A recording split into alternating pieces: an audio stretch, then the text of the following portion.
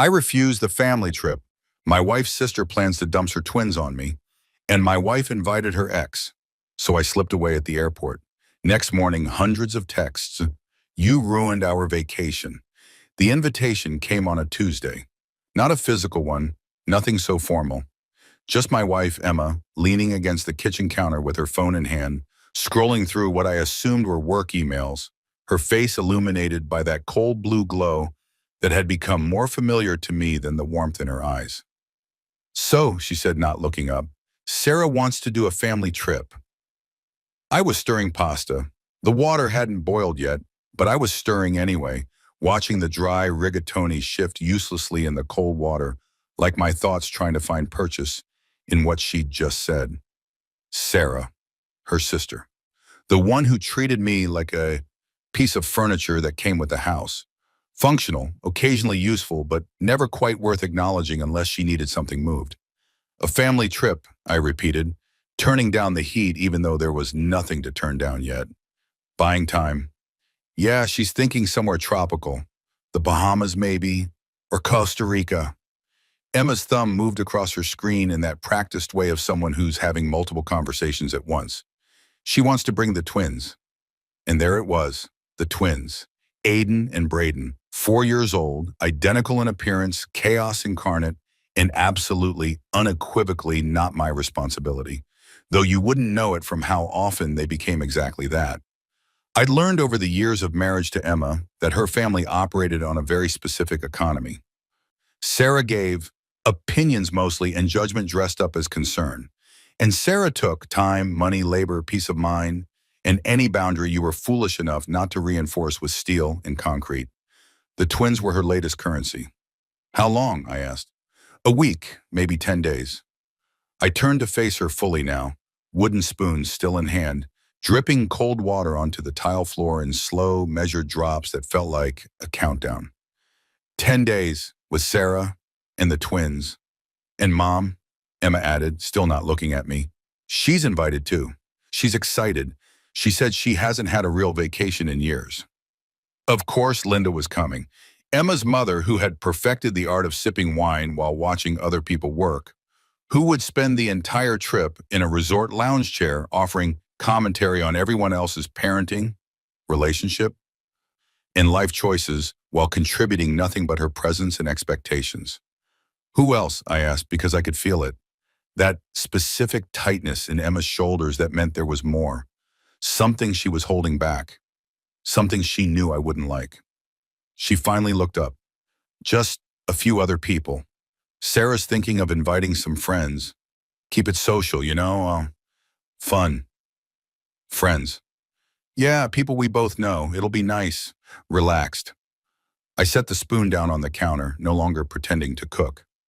Emma, when has anything involving your sister ever been relaxed?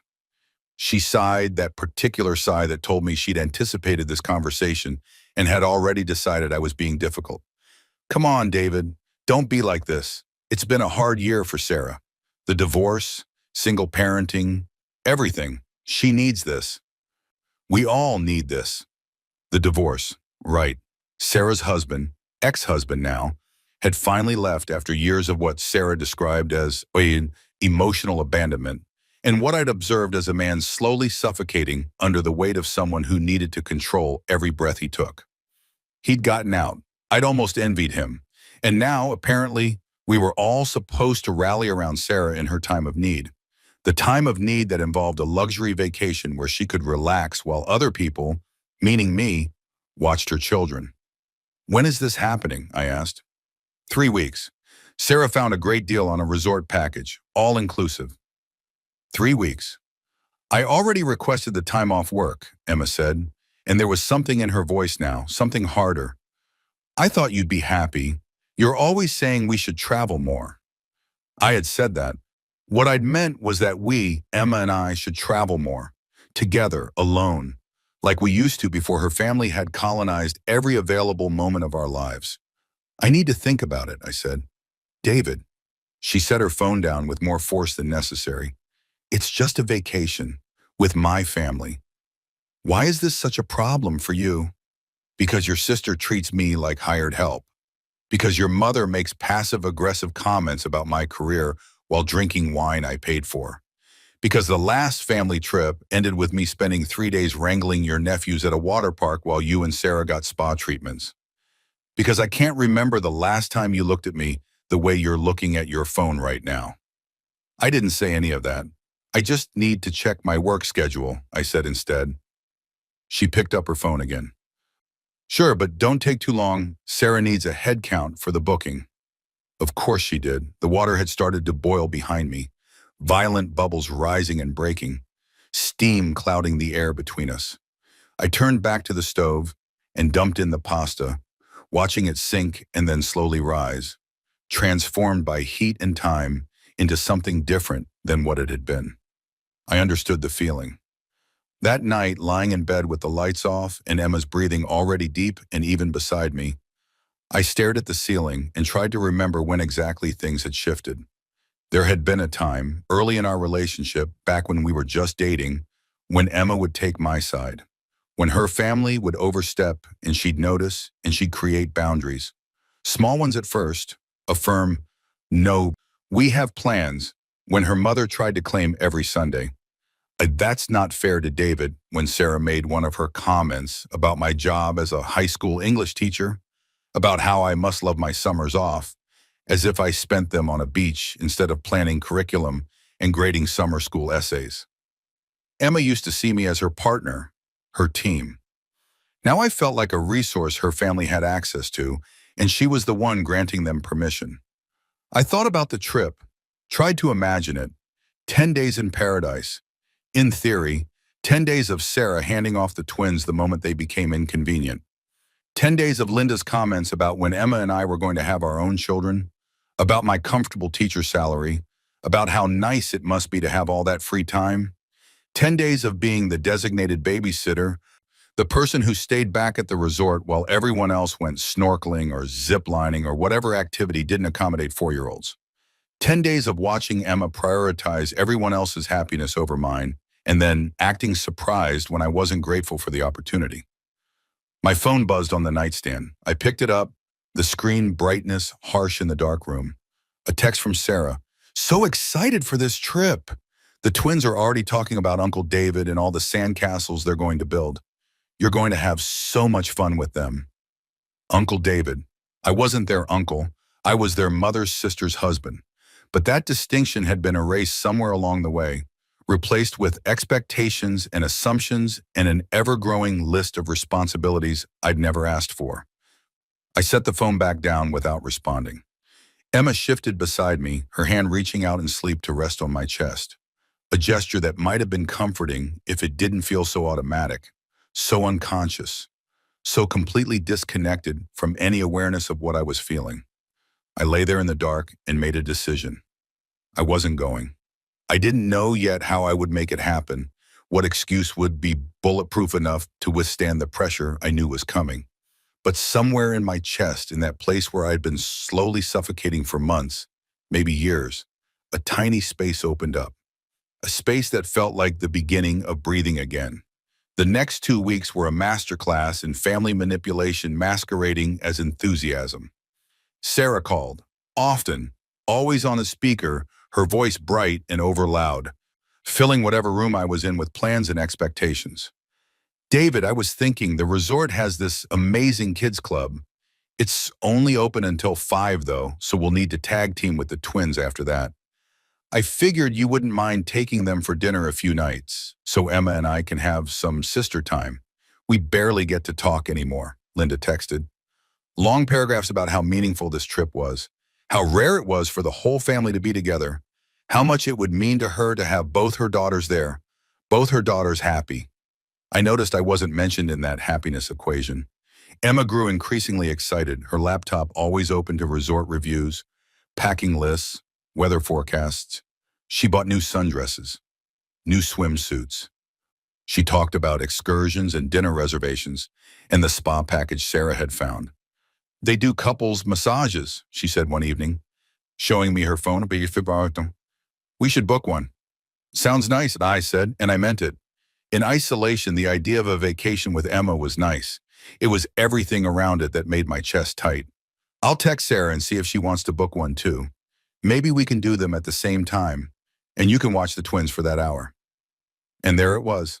Emma, I said carefully, I need to talk to you about something. She looked up from her phone and I saw it immediately, the defensive wall already building behind her eyes. What? I'm not sure I can get the time off work. It was a lie, I had the time. I'd accrued more vacation days than I knew what to do with because I never took them. Because there was never anywhere I wanted to go that didn't involve some family obligation. What do you mean? You said you'd check. I did check. There's a summer program that might need coverage and, David, you always do this. Do what? Find excuses. Make things difficult. This trip is important to my family. What about what's important to me? The words came out sharper than I'd intended. Emma's eyes widened slightly, then narrowed. What's that supposed to mean? I thought about explaining, about laying out the pattern I'd been seeing, the ways I felt used, dismissed, relegated to a supporting role in my own life. But I'd tried that before, in smaller ways, and it always ended the same way, with Emma crying, accusing me of not loving her family, not understanding how hard things were for Sarah, how I was making everything about me when I should be more supportive. So instead I said, nothing, I'll figure it out. She studied me for a moment, and I couldn't read her expression.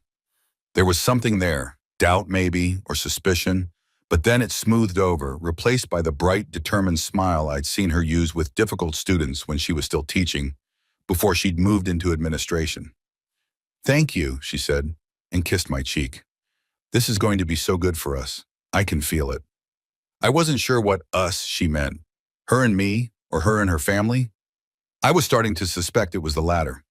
1 week before the trip, Sarah arrived at our house with the twins for what she called trip planning brunch. The twins exploded through our front door like they'd been shot from a cannon, immediately gravitating toward everything I'd specifically put away. My laptop, the vintage record player Emma's father had given me before he passed, the framed photograph of my parents. Aiden, Braden, careful, Sarah called, not moving from where she'd planted herself on our couch, scrolling through her phone. David doesn't mind. He's so good with them. I minded very much. But I was already moving, redirecting small hands away from fragile things, suggesting the toy box we kept in the corner for these visits. The one I'd stocked with my own money because Sarah never brought anything to occupy her children. Emma came down the stairs in a new outfit, her face made up, smiling.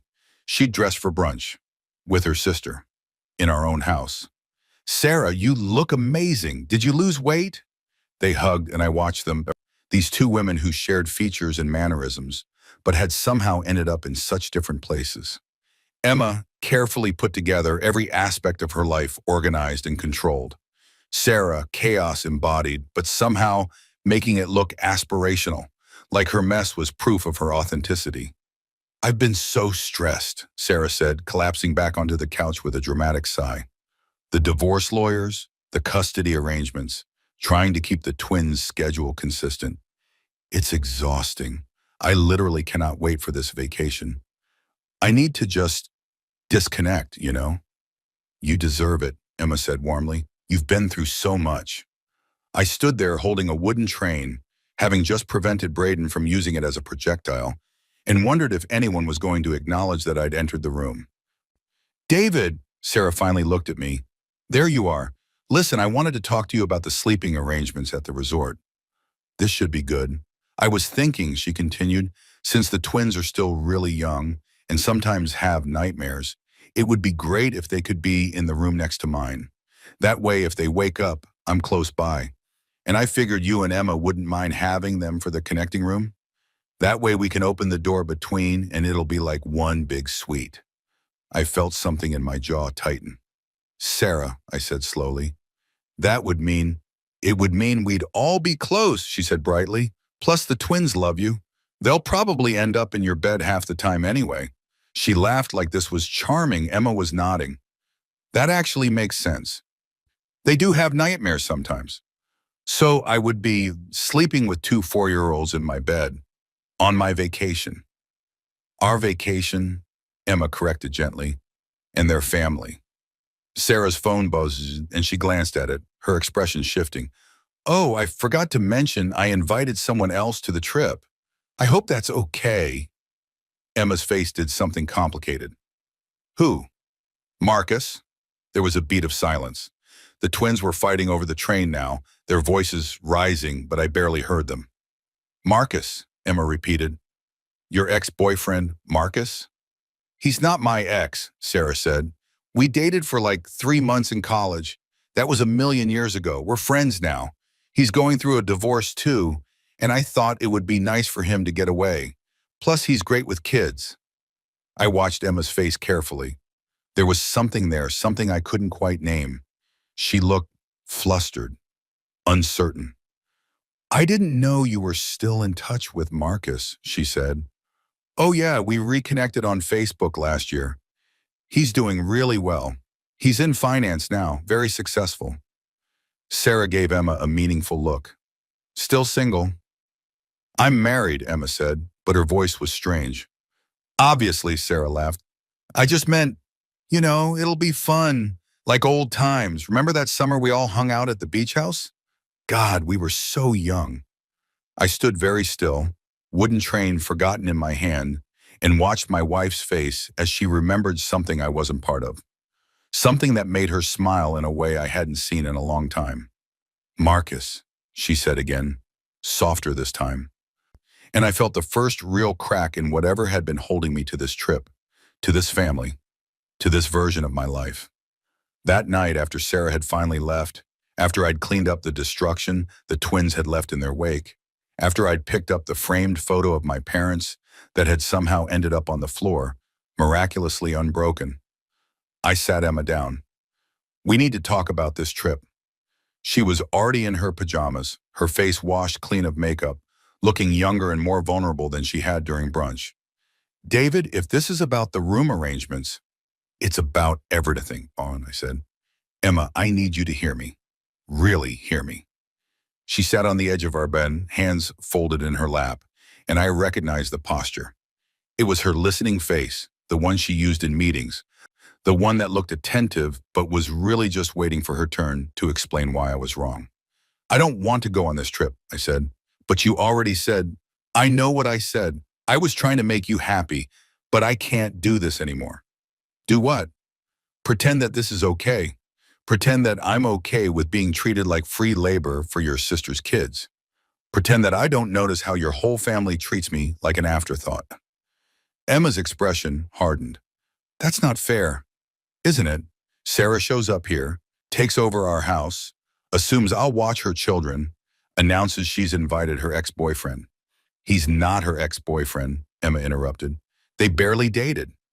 And yet she thought it was important enough to invite him on our family vacation. Did you know about this? No, of course not. But there was something in her voice, some small hesitation that made me wonder.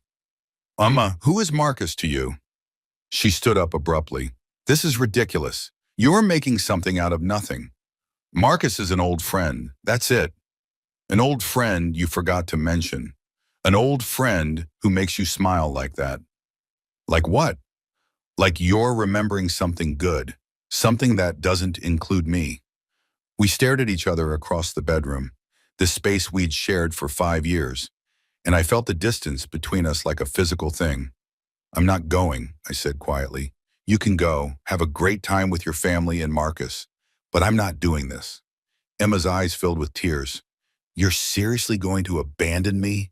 Leave me to deal with my family alone? You won't be alone. You'll have Sarah and Linda and Marcus. That's not the same and you know it. Then tell me, I said. Tell me what you need from me. Because from where I'm standing, all you need is someone to watch the twins while you reconnect with old friends. She grabbed a pillow from the bed and a blanket from the closet. I'm sleeping on the couch. Emma, I can't talk to you when you're like this. She left, closing the door with controlled precision that was somehow worse than a slam. I sat on the edge of our bed in the silence she'd left behind and wondered when exactly I'd become the villain in my own marriage. The house became a cold war zone. Emma spoke to me in clipped sentences, mostly about logistics. The dry cleaning needs to be picked up. We're out of milk. Your mother called.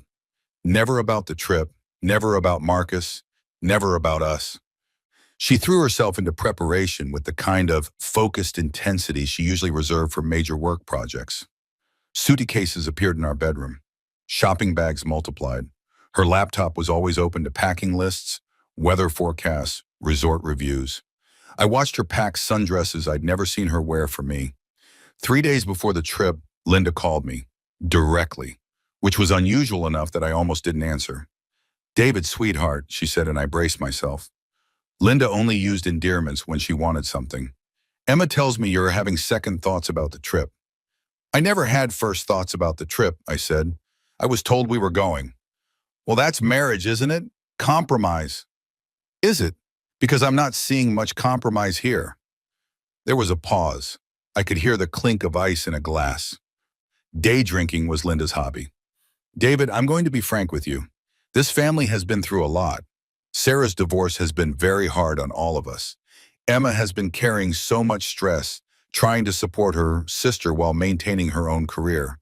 And you, well, you have your teaching." The dismissal in those last 3 words could have cut glass. "What exactly are you saying, Linda?" "I'm saying that Emma needs this. She needs to relax, to reconnect with her family, to remember who she is outside of being your wife." "Outside of being my wife," I repeated flatly. "You know what I mean? She's been Emma your wife for 5 years, but she was Emma our daughter, Sarah's sister, for 25 years before that. This trip is about reminding her where she comes from." "And where is that exactly?" "A family that supports each other, that shows up for each other, that doesn't abandon each other over petty grievances." I closed my eyes, counted to 5. "Linda, with all due respect, I've shown up for this family more than anyone has shown up for me. I've watched the twins dozens of times. I've hosted holidays. I've listened to Sarah's problems. I've been patient with your comments about my career, my home, my life choices. What I'm not willing to do is spend 10 days being taken for granted in a tropical location instead of being taken for granted here." "So you're really not going?" "No, I'm not." Another pause, another clink of ice. "Emma deserves better than this," Linda said, and hung up. I stood there with the dead phone in my hand and thought about how she was probably right, just not in the way she meant. 2 days before the trip, Sarah stopped by again, without the twins this time, which should have been my first warning that something was different. Emma was at work, I was home, grading summer school essays at the dining room table, when the doorbell rang. Sarah let herself in with the key Emma had given her, another thing I'd never agreed to, but had apparently been decided without my input. "David, perfect. I was hoping to catch you alone." I set down my red pen and waited. She sat across from me, her expression unusually serious. "Emma told me you are not coming on the trip." "That's right." "Can I ask why?" I could have given her the sanitized version, the polite deflection. But something in me was tired of being polite, because I'm tired of being used, Sarah. I'm tired of being voluntold to watch your kids. I'm tired of being treated like I'm lucky to be included in a family that barely acknowledges I exist except when they need something. She blinked. Wow, that's a lot." "Is it? Is it really?" "David, I had no idea you felt this way." "Didn't you? Because I've said no before. I've pushed back. And every time somehow I end up doing the thing I said I didn't want to do, and everyone acts like I'm the bad guy for not being enthusiastic about it." Sarah's face did something complicated. For just a moment, I saw something that might have been genuine surprise, even hurt. But then it smoothed over, replaced by something harder. "You know what I think?" she said. "I think you're scared." "Scared? Of Emma and Marcus? That's what this is really about, isn't it? You're threatened." The accusation landed like a slap. Why would I be threatened by someone Emma dated for 3 months a decade ago? "You tell me. You're the one refusing to come on a family vacation because he'll be there. I'm refusing to come because I'm tired of being disrespected. Marcus is just the latest example." Sarah leaned back, studying me. "Emma told me about your fight, about you accusing her of having feelings for Marcus. I didn't accuse her of anything. I asked her a question she wouldn't answer. Because it was a ridiculous question. Emma loves you. She married you. You're being paranoid and insecure, and frankly, it's not a good look. I felt something in my chest go very still. Get out of my house, Sarah.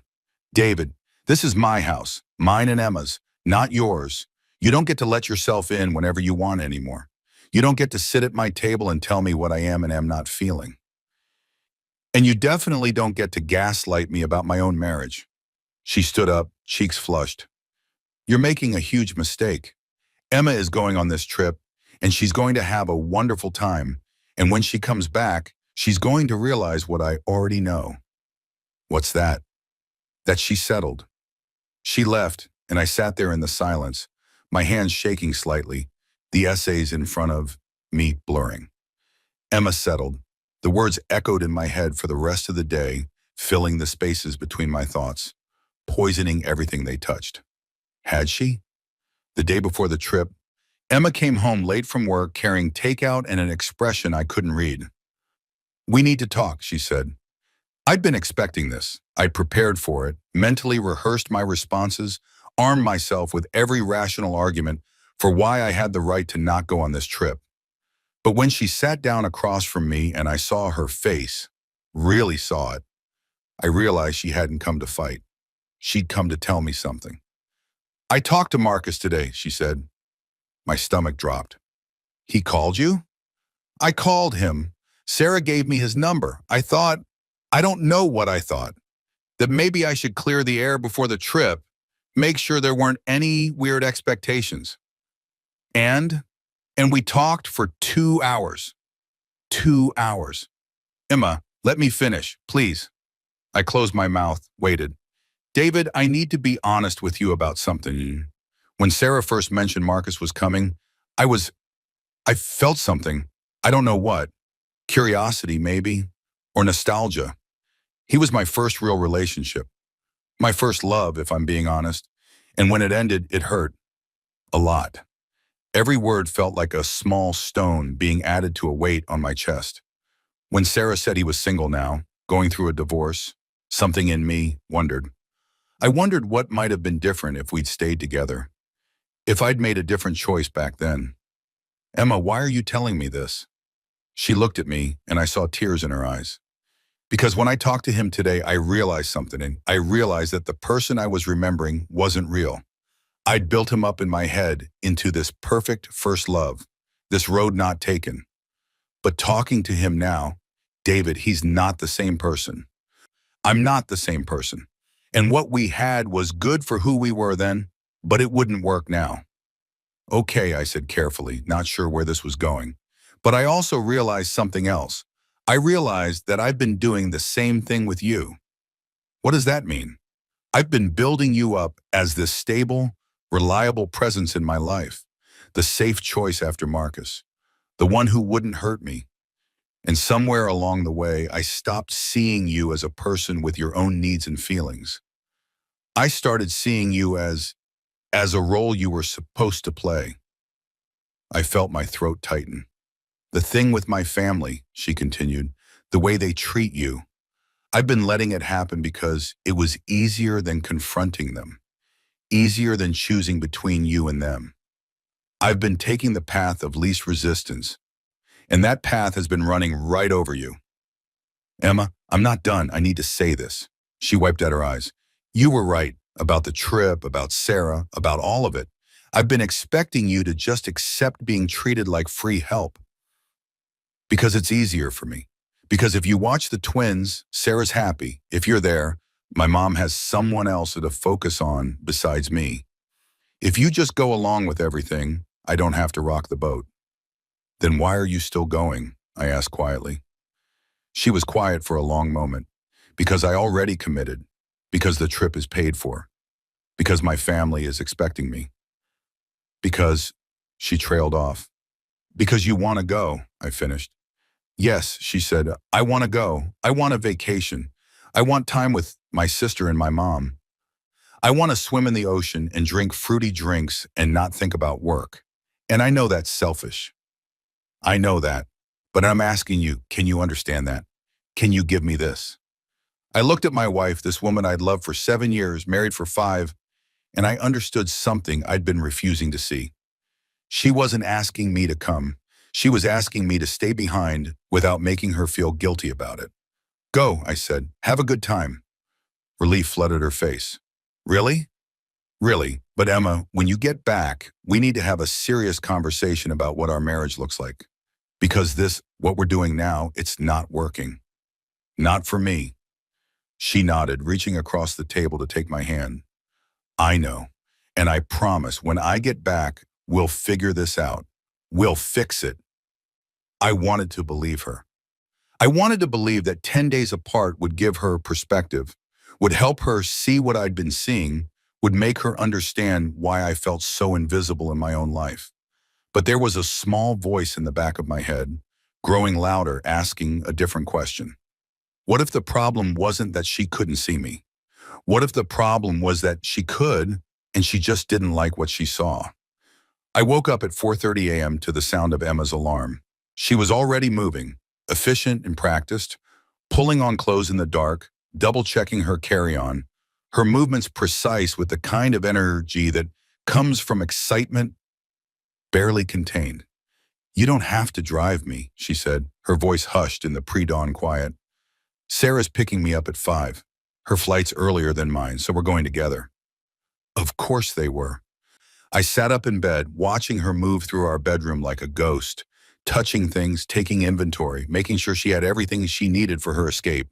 Because that's what this was, I realized. An escape. From me. Have a good time, I said. She came over, sat on the edge of the bed, and kissed me. It was a quick kiss, perfunctory, the kind you give someone you're checking off a list. I'll call you when I land, she said. Okay. And David, thank you for understanding. She left before I could figure out what to say to that.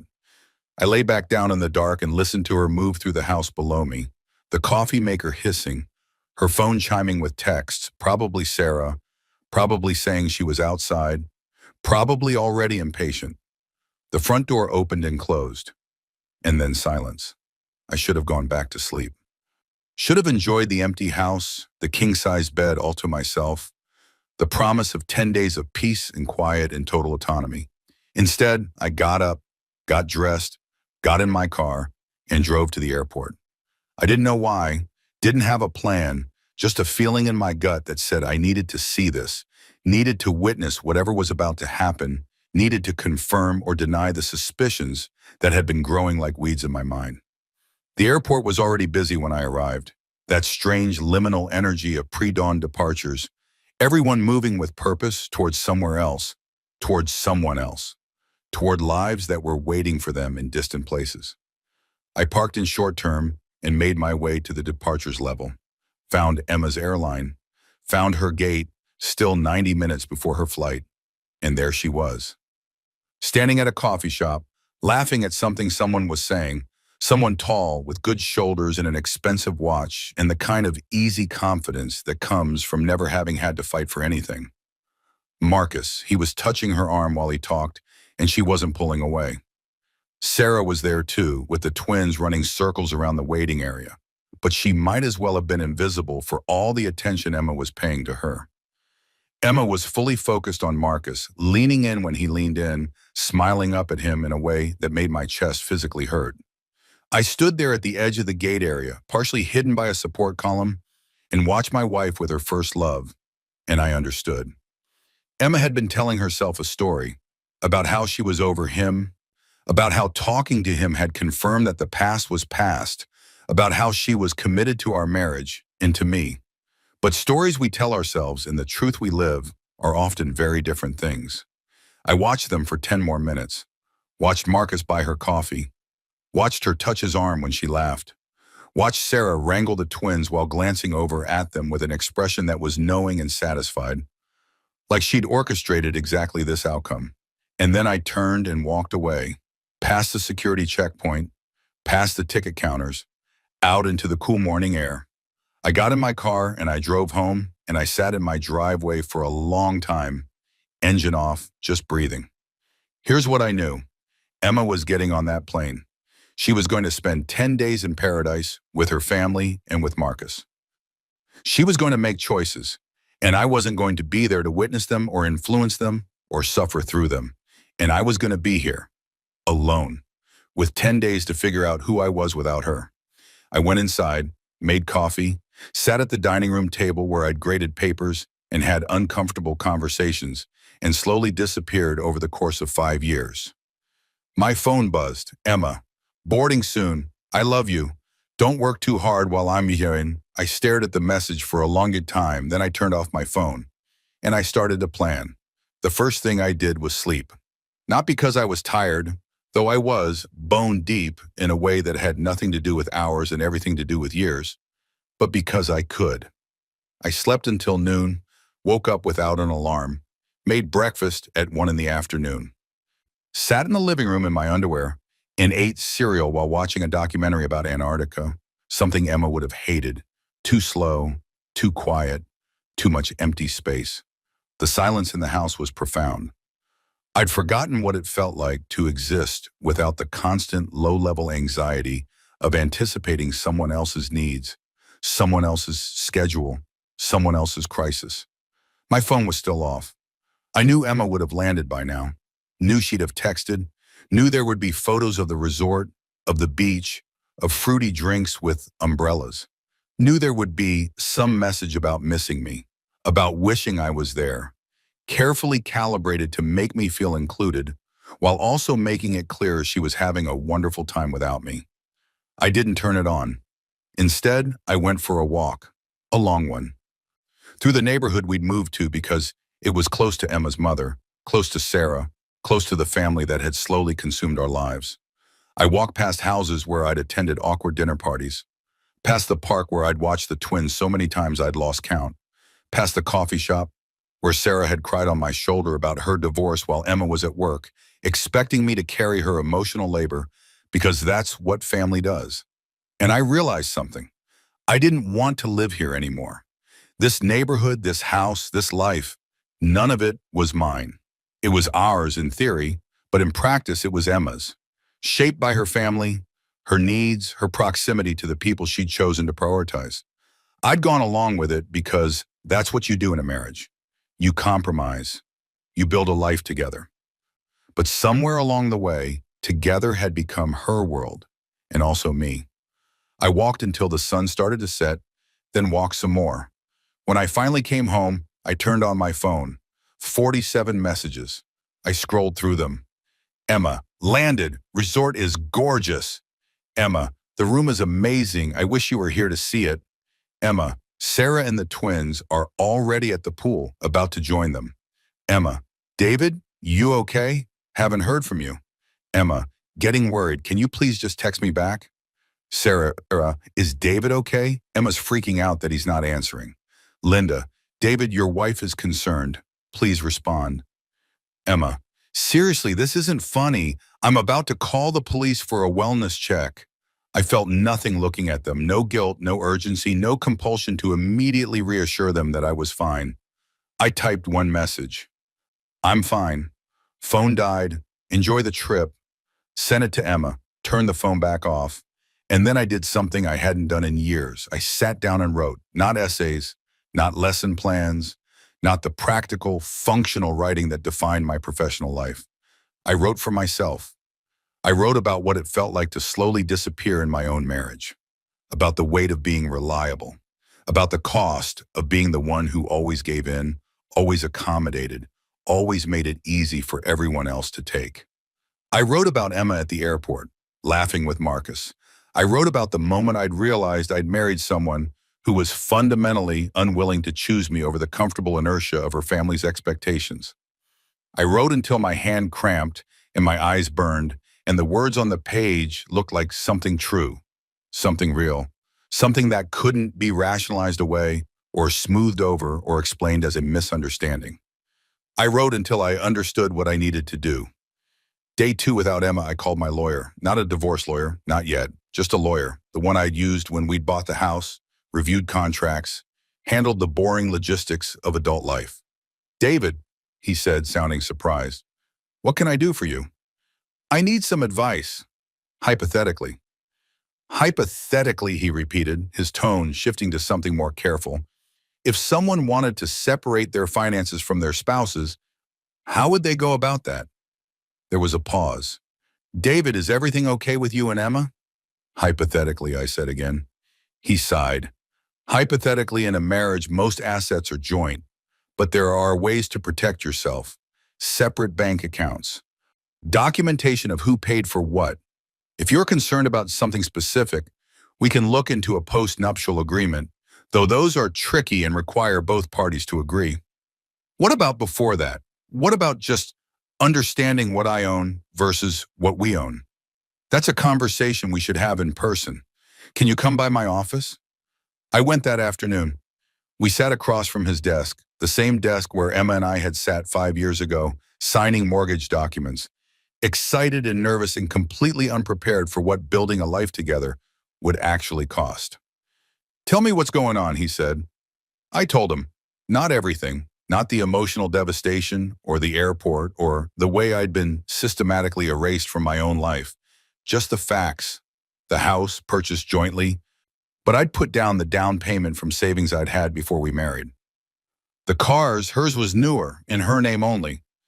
Mine was older, paid off, mine. The bank accounts, mostly joint, but I had one from before we married that I'd kept separate, though I rarely used it. Retirement accounts, separate, as they had to be. Debts, none thankfully. We'd always been careful about that. What about assets acquired during the marriage, he asked. Most of the furniture was hers. Wedding gifts we'd need to split, I guess. I don't know. I haven't thought this through completely. David, he leaned forward, his expression serious. I need to ask you directly. Are you planning to divorce Emma? I was quiet for a long time. I don't know, I finally said. I know I can't keep living like this. I know something has to change. I know that when she gets back, we're either going to have a real conversation about what our marriage is and what it needs to be, or you're done. Yeah, he nodded slowly. My advice as your lawyer and as someone who's seen a lot of marriages end badly is this.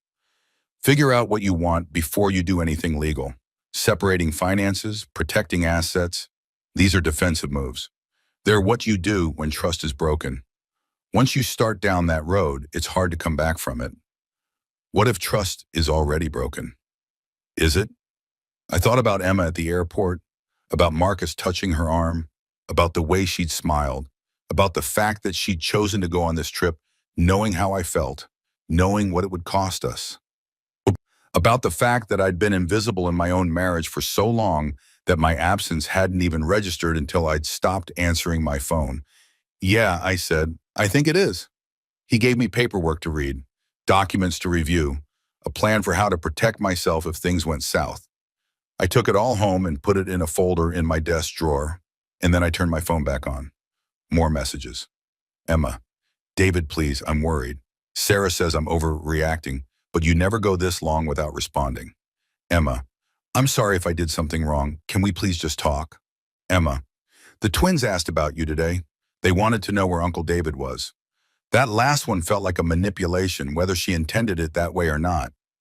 I didn't respond. Instead, I went out to a bar, something I never did because Emma didn't like bars, said they were depressing, said people who sat alone drinking were sad. I sat alone and had one beer. One of my colleagues from school was there, surprisingly. Tom, who taught history and coached baseball and had the kind of easy competence with students that I'd always envied. David, man, what are you doing here? Emma's on a trip with her family. I'm enjoying the peace and quiet. He laughed and sat down next to me. Smart man. My wife's visiting her mother this week, and I'm living my best life.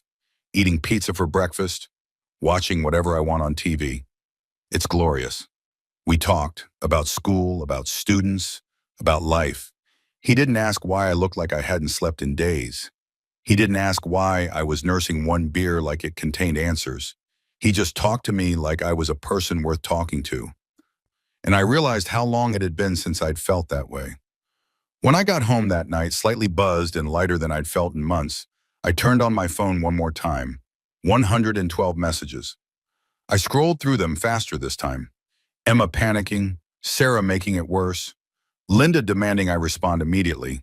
And then I got to the ones from earlier that evening. Emma, I know why you're mad. I know this is about Marcus. Sarah told me you saw us at the airport. My blood went cold. How did Sarah know? I'd been careful. I'd stayed hidden. Emma, Sarah saw you. She didn't say anything at the time because she thought you were just seeing me off.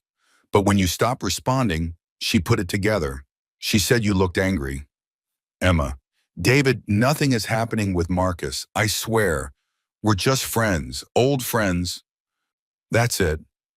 Emma, please talk to me. The silent treatment is cruel. I stared at that last message for a long time. Cruel, I thought about all the times I'd swallowed my feelings to keep the peace. All the times I'd accepted less than I deserved because speaking up seemed cruel. All the ways I'd been slowly suffocated by the weight of being understanding. And I thought about Emma, sitting on a beach somewhere, worried about my silence but not worried enough to actually come home. Not worried enough to choose me over the vacation. Not worried enough to examine why I might need to go silent in the first place. I typed out a message. We'll talk when you get home. Enjoy the rest of your trip. And then I turned off my phone. For good this time.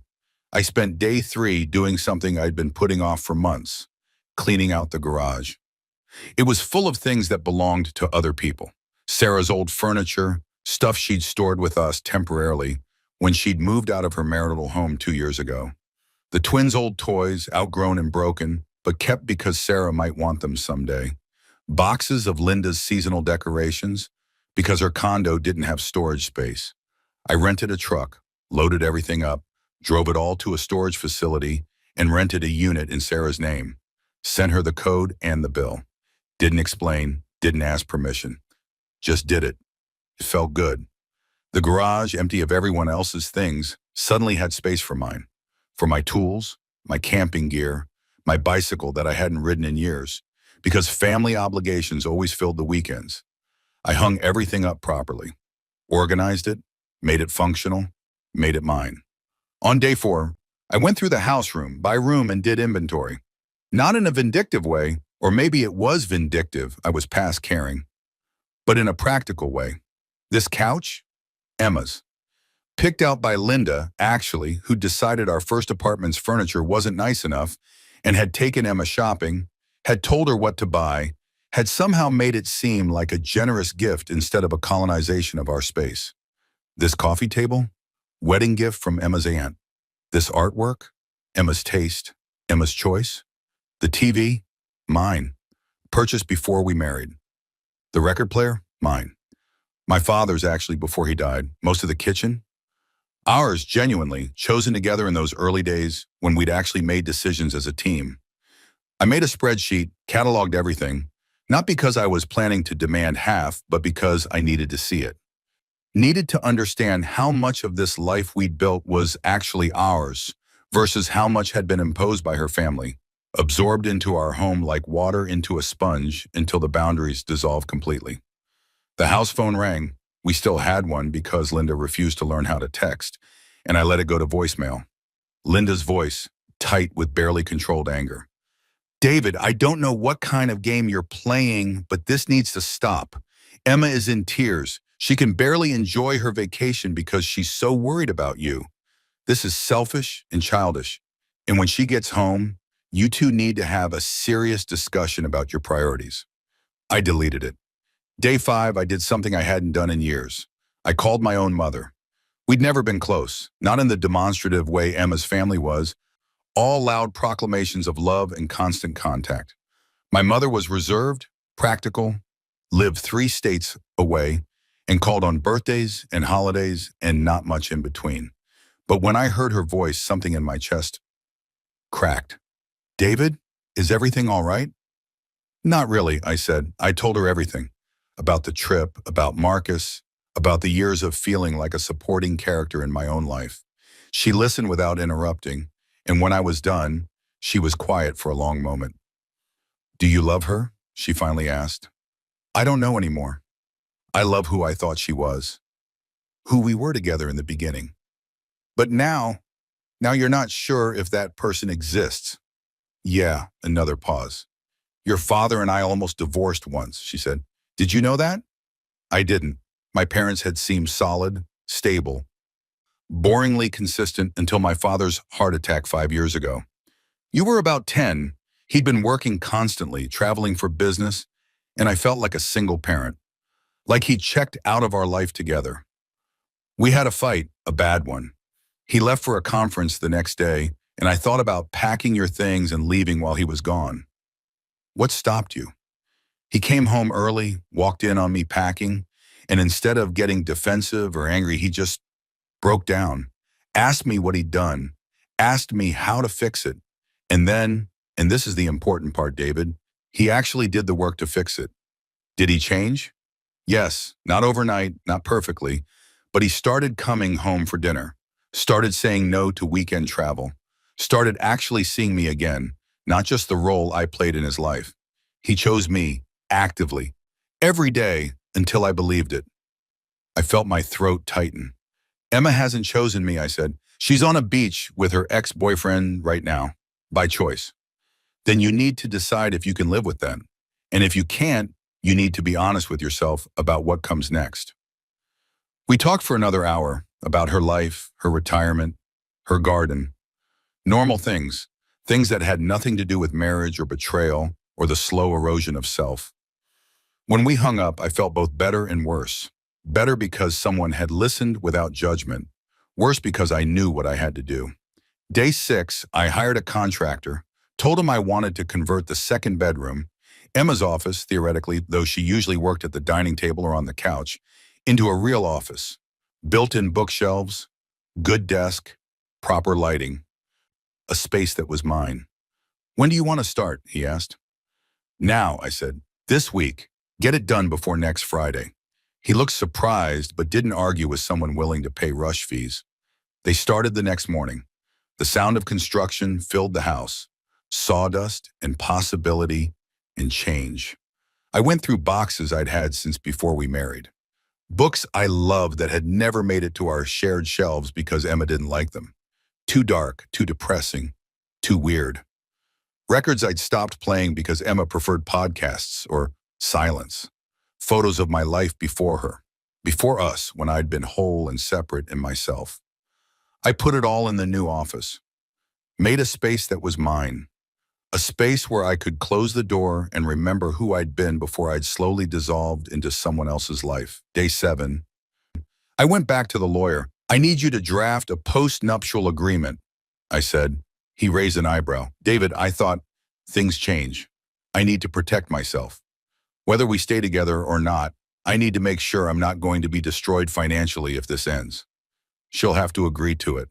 I know, but I need it ready.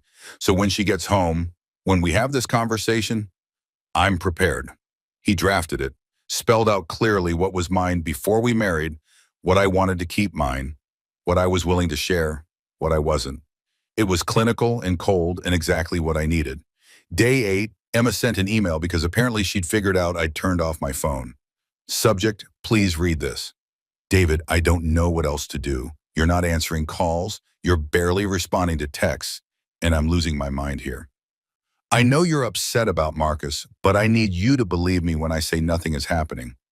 Yes, we've spent time together. Yes, we've talked, but it's been completely innocent. Sarah is here. My mom is here. There's no opportunity for anything inappropriate, even if I wanted it, which I don't. I miss you. I know that sounds hollow when I'm the one who left, but it's true. I keep seeing things here and thinking, David would love this, or I wish David was here to see this. The beach at sunset, the way the stars look without light pollution, the local food. I made a mistake. I see that now. I should have insisted you come. I should have told Sarah no about the room arrangements. I should have told my mom to back off when she called you. I should have been on your team instead of trying to please everyone. I'm coming home in 3 days. Can we please talk? Really talk. I want to fix this. I want us to be okay. I love you. Emma. I read it 3 times, looked for truth in it, found only panic. She wasn't sorry she'd gone. She wasn't sorry about Marcus. She wasn't sorry about the years of prioritizing everyone else. She was sorry I was making her feel bad about it. There's a difference. I didn't respond. Day 9, I got a phone call from a number I didn't recognize. Against my better judgment, I answered. David, it's Marcus. Every muscle in my body went tense. How did you get this number? Emma gave it to me. She's worried about you. We all are. We. Look, I'm calling because I think there's been a misunderstanding. Emma said you saw us at the airport and got the wrong idea. Did I? Nothing is happening between us, man. I swear, we're friends. That's it. I'm going through a divorce. She's married to you. We're not doing anything inappropriate. Why are you calling me? Because Emma's tearing herself up over this. She can barely sleep. She's not eating. She spent yesterday crying in her hotel room because you won't talk to her. And I just thought, if I could help clear the air, maybe you could give her some peace. I almost laughed. Marcus, I appreciate the call, I do, but this isn't about you. This isn't about whether you and Emma are sleeping together or planning to or whatever. This is about the fact that my wife chose to go on a romantic vacation with her first love and seems genuinely confused why I'm not thrilled about it. It's not a romantic vacation. It's a family trip. Is it? Because from where I'm standing, it looks like my wife is at a beach resort with her ex-boyfriend while I'm at home. If I'd done that, if I'd invited a woman I used to date on a family trip and told Emma she was overreacting for being upset, how would that have gone? He was quiet. Exactly, I said. Tell Emma I'll talk to her when she gets home. Not before. I hung up, sat there in my new office surrounded by books and records and evidence of a person I used to be, and felt something settle in my chest. Clarity. Day 10, I got a text from Sarah. You're being a child. Emma is miserable. Mom is upset. The whole trip is ruined because of your tantrum. I hope you're happy. I typed back. I moved your storage unit. You're welcome. The first 3 months of rent are paid. After that, it's your responsibility. Also, I need your key to our house back when you return. Her response was immediate. Are you serious right now? Completely. You don't live here. You don't need a key.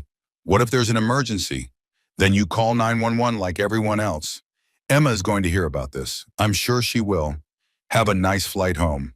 I blocked her number. Blocked Linda's number. Kept Emma's unblocked, but only because we were still married and legally she had a right to contact me. But I didn't read any more of her messages. I'd said what I needed to say. Now I was just waiting. Emma's flight was due to land at 4 p.m. on Friday. I'd spent the morning making the house perfect. Not in a romantic way. No flowers, no candles, no welcome home banner. Perfect in a legal way. The new office was finished. My things were in it. The door had a lock. The garage was clean, organized, empty of everyone else's obligations. The spare bedroom closet, previously full of Sarah's off-season clothes and Linda's extra bedding, was now empty. I'd boxed it all up, labeled it, and put it in the storage unit with Sarah's furniture. Our bedroom was exactly as Emma had left it, except I'd removed the photo of her family from her nightstand and replaced it with one of us from our honeymoon, a reminder of who we were supposed to be to each other. I'd made dinner, nothing fancy, chicken, roasted vegetables, rice, comfort food. And I'd printed out the post-nuptial agreement. It sat on the dining room table in a manila folder, waiting. At 3:30, I turned my phone back on. The flood of messages made it freeze for a full minute before they all loaded. I ignored them. At 5:45, I heard a car in the driveway. My heart rate spiked. The front door opened. Emma came in with her suitcase, looking exhausted and sunburned and thinner than when she'd left. She saw me standing in the living room and burst into tears. David, let's sit down, I said. We need to talk. I know we do. I'm so sorry. Not yet. Let me go first. We sat at the dining room table, her on one side, me on the other, the folder between us like a negotiator. She kept crying, quieter now, wiping at her eyes. I felt nothing. That scared me more than anything else. The absence of feeling, like I'd used it all up over the past 10 days and had nothing left. Emma, I started, I need you to listen to me. Really listen. Not wait for your turn to talk, not plan your defense, not think about how you're going to fix this. Just listen. She nodded. I've spent the last 10 days thinking about our marriage, about what it's become, about who I am in it and who you are and whether we're actually partners or if I'm just furniture in your family's life. David, you said you'd listen. She closed her mouth, nodded again. When you told me about this trip, you told me you didn't ask me. You assumed I'd go along with it because I always go along with it. And when I pushed back, when I said I wasn't comfortable with it, you made me feel like I was being unreasonable, like I was the problem. I wasn't finished. My voice was harder than I'd intended. You brought Marcus, your first love, the man you told me was in the past, and you expected me to be okay with it, to not just be okay with it, but to be actively supportive, to watch while you spent 10 days with him in paradise. Nothing happened with Marcus, she said desperately. I swear, David, nothing. I believe you. She blinked. You do? I do. I don't think you cheated on me. I think something worse happened. What could be worse than cheating? Realizing you wanted to. The words landed like stones in still water. Emma's face went white. I didn't. Emma, I saw you at the airport. I saw how you looked at him, how you smiled, how you touched his arm. And I've read your messages over the past 10 days, the ones you thought I was ignoring. You spent more time reassuring me that nothing happened with Marcus than you did asking why I was upset in the first place. Because you were clearly upset about Marcus. No, I was upset about you, about us, about the fact that you chose to go on this trip knowing how I felt. About the fact that you've spent our entire marriage putting your family's needs ahead of mine. About the fact that I've felt invisible for years and you've never noticed. She was crying harder now. I'm sorry. God, David, I'm so sorry. I thought I was keeping everyone happy. I thought that's what I was supposed to do. At what cost? At my cost? Emma, your sister uses me. Your mother dismisses me. And you let them because it's easier than standing up to them. It's easier than choosing me. Wow. I choose you. I married you. Did you, or did you marry me because I was safe? Because I wasn't Marcus? Because I would never hurt you the way he did? She flinched. I talked to him, I said. Marcus called me. Did you know that? He said he was going to. I told him not to, but you gave him my number. You involved him in our marriage, your ex-boyfriend. I was desperate. You weren't talking to me.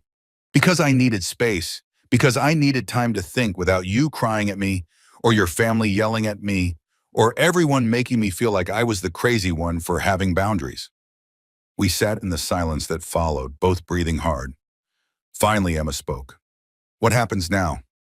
I slid the folder across the table. What's this? A post-nuptial agreement. I need you to read it. She opened it with shaking hands. Her eyes scanned the pages, and I watched her face go from confused to hurt to angry. You want to separate our finances? I want to protect myself. From me. From the possibility that this marriage doesn't work. From ending up with nothing because I trusted the wrong person. David, we don't need this. We can fix this.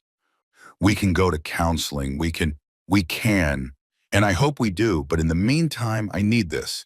I need to know that if I give you another chance and it doesn't work out, I'm not going to be destroyed.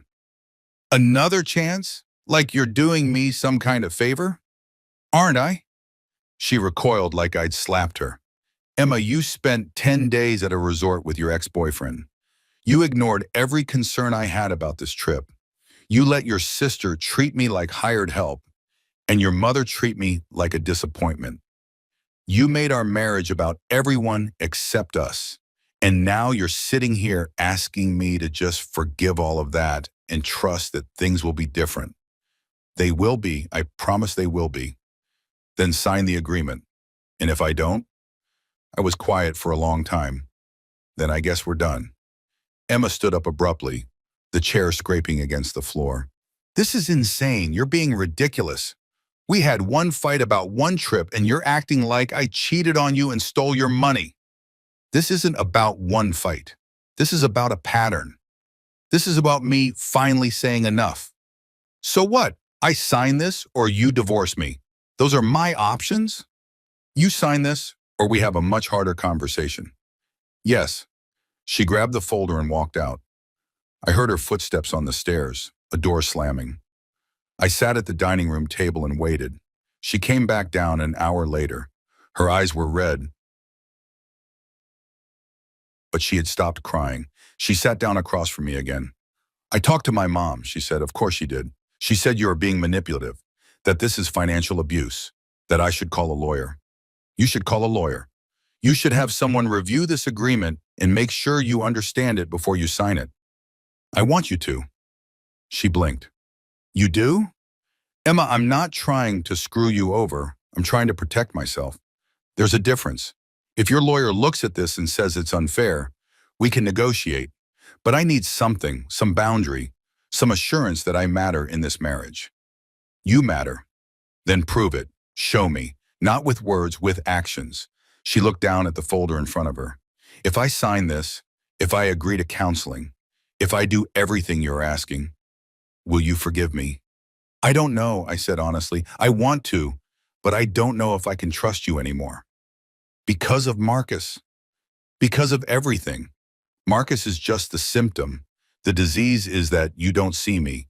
You see a role I'm supposed to play, and when I step out of it, you panic. That's not true. Isn't it? Emma, answer me honestly. When's the last time you asked me what I wanted? What I needed? What would make me happy? She opened her mouth, closed it. Exactly. We sat there in the heavy silence. Finally, she spoke, her voice small. I don't want to lose you. Then don't. Choose me actively every day, the way my father chose my mother after they almost divorced. Your parents almost divorced? Yeah, I'll tell you about it. But first, I need to know, are you willing to do the work? Real work. Not just saying you'll change and then falling back into old patterns? She looked at me and I saw it. The moment she understood that this was real, that I was serious, that her tears and apologies weren't going to be enough this time. Yes, she said. I'll do the work. Then sign the agreement. Go to counseling with me. Set boundaries with your family. Show me that I'm your priority, not your afterthought. She picked up a pen. Her hand hovered over the signature line. And if I can't, if I try and I fail, then at least we'll know, and we can end this cleanly without destroying each other. She signed. We sat there for a moment, the ink drying, the future uncertain. I'm not hungry, she said, looking at the dinner I'd made, now cold on the counter. Neither am I. Can we just sit here together? Yeah, I said, we can do that. We sat in the house we'd built together, in the silence that was either the end or the beginning. I didn't know which yet, but for the first time in years, I felt like I was present for my own life. And that, at least, was something. The first counseling session was awkward. Not in the way I'd expected, no dramatic revelations, no crying breakthroughs, no movie moments where everything suddenly made sense. Just awkward. We sat on opposite ends of a mediocre couch in a too-warm office while a woman named Dr. Patricia Chen asked us questions we didn't know how to answer. What brings you here today? Emma and I looked at each other. Some silent negotiation happened. Who goes first? Who sets the tone? Who controls the narrative? I went first. We're here because I almost left my wife after she went on a vacation with her ex-boyfriend and her family, and she's here because I made her sign a post-nuptial agreement before I'd agree to counseling. Dr. Chen didn't even blink. All right, that's a good start, Emma. Is that accurate from your perspective? Emma's hands twisted in her lap. It's more complicated than that. Everything is, but is the basic framework accurate? Yes. Okay, David, when you say you almost left, what stopped you? I thought about it, about the 10 days alone, the clarity, the anger, the hurt, and finally, underneath it all, the small, stubborn part of me that still remembered who we'd been before everything got twisted. I wanted to see if there was anything left worth saving, I said. And is there? I don't know yet. Emma made a small sound, something between a gasp and a sob. Dr. Chen turned to her. Emma, what are you hoping to get out of these sessions? I want my marriage back. I want David to trust me again. I want to fix what I broke. What did you break? His trust, I don't know, his belief in me, in us. And how did you break it? Emma told her about the trip, about Marcus, about her family. She explained it all carefully, precisely, in a way that made it sound almost reasonable. Just a series of small choices, innocent mistakes, miscommunications that snowballed. Chen listened without expression, taking notes. When Emma finished, there was a pause. Then Dr. Chen looked at me. David, in Emma's telling of these events, what's missing? I knew immediately. Intent, I said.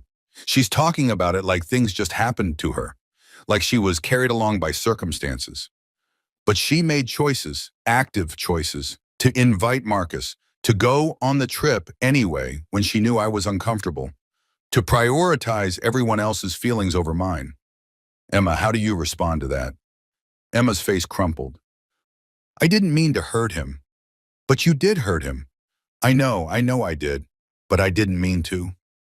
Emma, dear, Chen said gently, impact matters more than intent. If I step on your foot, it doesn't matter whether I meant to. Your foot still hurts. So what am I supposed to do? Apologize forever? No, you're supposed to stop stepping on his foot. The session went on for another 40 minutes. By the end of it, we were both exhausted. In the car on the way home, Emma said, she thinks I'm the bad guy. She's not picking sides. She's just naming what happened. It feels like she's picking sides. I didn't argue, just drove. We'd scheduled a session for the following week, and the week after that. Dr. Chen had suggested twice a week if we could manage it, given the severity of what she called the rupture. The rupture. Like our marriage was a broken bone that might heal but would never be quite the same. Emma tried. I had to give her credit for that. The Saturday after our first session, she called her mother and told her we wouldn't be available for the family brunch that had been a standing obligation for the past 3 years. I could hear Linda's voice through the phone, sharp and disbelieving. Emma's voice shook but held firm. No, Mom, we need time together. Just us. We'll see you next month. She hung up and immediately started crying. She's so mad at me. You did the right thing, I said. It doesn't feel like it. The following Tuesday, Sarah called about babysitting the twins that weekend. Emma said no. Sarah called back an hour later. Emma didn't answer. Sarah showed up at our door the next evening. I answered. Sarah, we're not available. I need to talk to my sister. She's not available either. David, seriously, I need help with the twins. I have a job interview and then hire a babysitter. There are apps for that. Her face went hard. Emma said you're making her cut us off, that you're isolating her from her family. That's not what's happening. Then what is happening? Because from where I'm standing, you're punishing all of us because you couldn't handle one vacation. I could have gotten angry, could have listed all the ways she'd used me, dismissed me, assumed I existed to serve her needs. Instead, I just said, Sarah, I'm not your problem solver anymore. Figure it out. And I closed the door. Emma had been listening from the stairs. When I turned around, she was pale. You really don't like them, do you? My family. I like them fine when they treat me like a person, but that's not what they do. And you've been enabling it. I know. So we're changing that. I know. She didn't call Sarah to apologize or explain. She didn't text Linda to smooth things over. She just sat with the discomfort of disappointing them. It was hard for her. I could see it in the way she checked her phone constantly, anxious about the messages she was ignoring, about the relationships she was damaging. But she did it. 3 weeks into counseling, Dr. Chen asked a question that changed everything. Emma, why did you marry David? Emma smiled. Because I love him. That's a given. But specifically, what about David made you want to marry him? Emma thought about it, and I watched her face carefully. He was kind, she said finally, and stable. After Marcus, after all that drama and heartbreak, David was safe, solid. I knew he wouldn't hurt me. Safe, Dr. Chen repeated, writing something down. And David, why did you marry Emma? I didn't have to think. Because she was brilliant, passionate. She had this energy that made everything feel possible. She made me feel alive. Dr. Chen looked between us. So Emma married someone who was safe, and David married someone who was alive. Do you see the problem? We both stared at her. Emma, when you marry someone because they're safe, you're not marrying a partner. You're marrying a security blanket.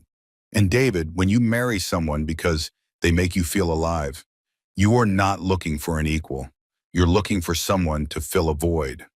That's not, Emma started. I'm not saying you don't love each other. I'm saying you married each other for what you lacked, not for who you were. And now you're both disappointed because the other person isn't meeting needs they were never equipped to meet in the first place. The silence in the room was deafening. So what do we do? I asked. You figure out if you can love each other for who you actually are, not who you needed each other to be 5 years ago. And that's much harder work. That night, lying in bed, we'd started sleeping in the same bed again. Though we hadn't touched beyond the occasional accidental brush of limbs, Emma spoke into the darkness. Was I really just a security blanket to you? I don't know. Maybe, in some ways. That hurts. The truth usually does. She was quiet for a long time. Then, do you still love me? I thought about it. Really thought about it. I love the person I married. The person I thought you were. But I'm not sure I know who you actually are anymore. And I'm not sure you know who I am either. So we're strangers. Maybe. Or maybe we're just people who need to start over. How do we do that? I don't know, but I think we start by being honest, really honest, about what we want, what we need, what we're willing to give. I want us to work, she said. That's not specific enough. What do you want our marriage to look like? On a random Tuesday, when nothing special is happening, what does a good marriage feel like to you? She thought about it. I want to come home and be happy to see you. I want to talk about our days and actually listen. I want to make dinner together instead of eating separately while looking at our phones. I want to go to bed at the same time. I want to matter to you again. You matter to me. You always have. But do I, or is it just the idea of me, the role of wife? And there it was, the same question, reflected back at me. I don't know, I admitted, but I want to find out. We fell asleep without touching, two people in the same bed trying to find their way back to each other, or maybe just trying to figure out if there was a back to each other at all. It happened 6 weeks into counseling. Not a dramatic moment, not a revelation, just a Tuesday. I came home from school to find Emma in the kitchen crying over a cutting board. Not crying because she'd hurt herself or received bad news. Just crying. Hey, I said carefully. What's wrong? I cut off my mother, she said. I set down my bag. What happened? She called during lunch. Told me she was disappointed in me. That I was letting you manipulate me. That I was choosing a man over my family. And didn't I remember what happened to Sarah when she prioritized her husband over her relationships with us? And you said? I told her that Sarah's marriage ended because her husband was suffocating, and if she couldn't see the irony in using that as an example of why I should prioritize her over you, then we didn't have anything else to talk about. I felt something shift in my chest, something that might have been hope. What did she say? She said I'd regret this, that you wouldn't be around forever, but family is permanent, that I was making a huge mistake. And then I hung up. And I've been standing here crying and cutting vegetables for the past hour because I don't know how to process the fact that I just told my mother off and I feel terrible and relieved at the same time. I walked over to her, took the knife from her hand, set it down. You did the right thing, I said. Did I? Because it feels awful. It feels awful because you've spent your whole life trying to please her. But Emma, what she said about me not being around forever, but family being permanent, that's emotional manipulation. I know it is. Dr. Chen has been trying to help me see these patterns, but hearing it from my mom, actually experiencing it, it made it real. I pulled her into a hug. She stiffened up for a second, then melted against me, crying harder. We stood like that for a long time. When she finally pulled back, she said, I don't know how to have a relationship with them if I don't just give them what they want. Maybe you can't. Maybe that's something you need to accept. But they're my family. So am I. So are any kids we might have someday. So are the friends who actually respect your boundaries. Family isn't just blood, Emma. It's the people who show up for you in healthy ways. She wiped her eyes. When did you get so wise? Somewhere around day 7 of you being gone, when I spent an entire afternoon cleaning out the garage and realized how much space your family had been taking up in our actual physical life. She laughed, watery but real. I saw that. I was afraid to ask. Sarah has a storage unit now. I'm not keeping her things anymore. Good. We ate dinner together that night. At the table, phones in the other room, actually talking. She told me about work, about a difficult parent conference, about a teacher she was worried about budget cuts and policy changes. I told her about my students, about the summer reading program, about the kid who'd written an essay about his grandmother that had made me cry, about the joy and frustration of trying to teach teenagers to care about literature. It was normal, mundane. It was the best conversation we'd had in months. Dr. Chen noticed the shift in our next session. Something's different, Ma, she said. Emma told her about her mother, about the phone call, the boundary, the way it had felt both terrible and necessary. That's significant progress, Dr. Chen said. Emma, how does it feel now, a few days later? Scary, like I'm waiting for the other shoe to drop. Like she's going to show up at my office or send my dad, he's dead, but you know what I mean, or somehow punish me for not falling in line. And if she does, then I guess I'll deal with it, but I'm not backing down. Dr. Chen smiled. Good. David, how has this shift affected you? It's helped, seeing Emma actually follow through on boundaries, actually choosing us over them. It matters. It doesn't fix everything, but it's a start. What still needs fixing? I thought about it. Trust. I still don't fully trust that this is permanent, that she won't slip back into old patterns when things get hard. Emma, how do you respond to that? I'm scared I will, she admitted. I'm scared this is just temporary motivation, and in 6 months, I'll be right back where I started. But I'm trying. I'm really trying.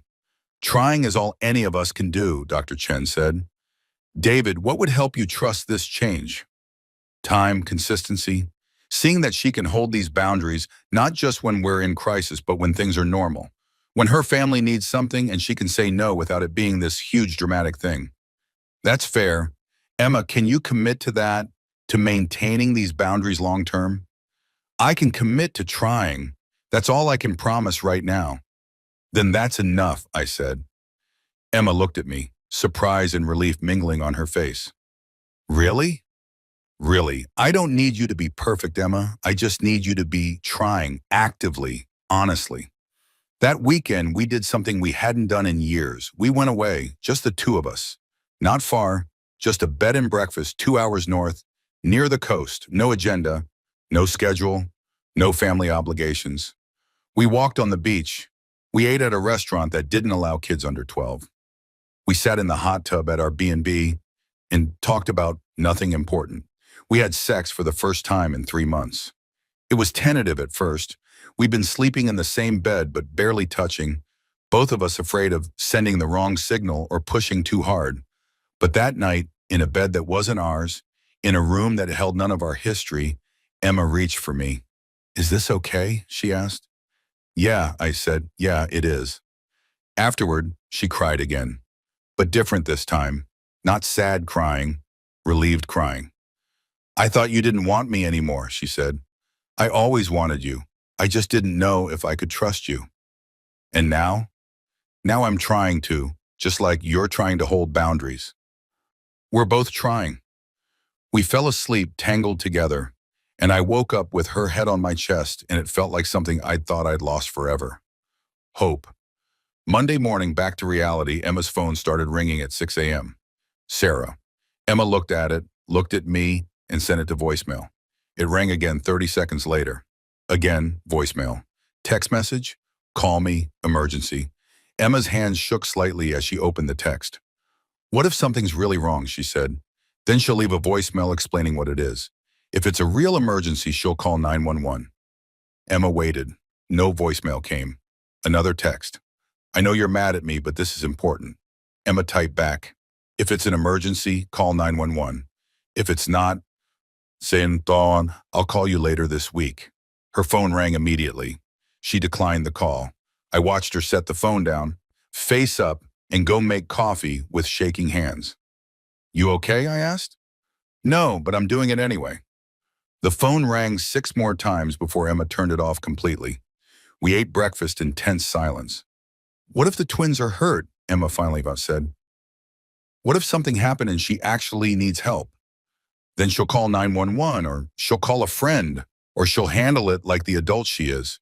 You're not her emergency contact, Emma. You're her sister. There's a difference. But I've always been her emergency contact, which is part of the problem.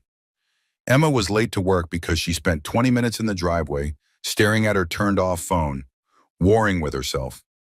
Finally, she put it in the glove compartment and drove away. I went to school and taught 3 classes, and the whole time I was wondering if she'd give in, if she'd turn the phone back on, if Sarah would show up at her office, if Linda would intervene. I got a text from Emma at lunch. Still holding. This is horrible. Me, you're doing great. I'm proud of you. Emma, Sarah showed up at my work. My stomach dropped. Me, and? Emma, I had security walk her out. I didn't talk to her. I'm in my office crying and I feel like a terrible person. Me, you're not a terrible person. You're a person with boundaries. There's a difference, Emma. She was screaming that I was abandoning her, that she had no one else, that her life was falling apart. Me, and what does she need from you specifically? Long pause. Emma, money. She needs money. The twins' daycare raised their rates and she can't afford it, and she wants us to cover the difference for the next few months. There it was. The emergency. Me, how much? Emma, 800 a month. Me, for how many months? Emma, she said a few, but I know Sarah, it would become permanent. Me, so this is not actually an emergency. This is her wanting you to solve a problem she should solve herself. Emma, I know that. Logically, I know that, but she's my sister, and she's struggling. Me, she's an adult with a job who made choices that have consequences. You're not obligated to fund her life, Emma. When did you become so hard? The text felt like a slap. Me, I'm not hard. I'm just not a doormat anymore. There's a difference. She didn't respond for the rest of the day. That evening, she came home red-eyed and exhausted. I didn't give her the money, she said. I know. How do you know? Because you're here. If you'd given in, you'd have gone over there to talk it through, to explain, to make sure she understood that you still love her even though you're saying no. Emma collapsed on the couch.